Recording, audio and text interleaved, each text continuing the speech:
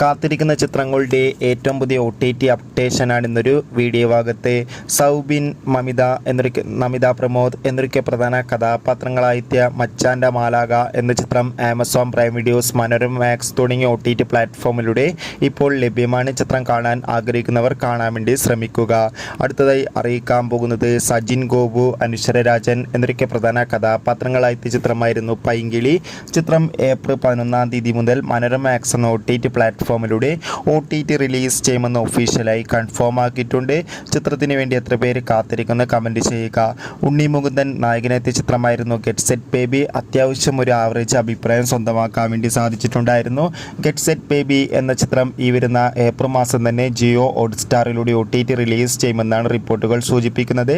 കാത്തിരിക്കാം. കൂടുതൽ അപ്ഡേഷൻ അറിയാൻ വേണ്ടി നിങ്ങൾ ഏറ്റവും കൂടുതൽ കാത്തിരിക്കുന്ന ചിത്രം ഏതാണ് തീർച്ചയായും കമൻറ്റ് ബോക്സിൽ രേഖപ്പെടുത്തൂ. അടുത്തൊരു വീഡിയോയിൽ കാണുമ്പോൾ ബൈ.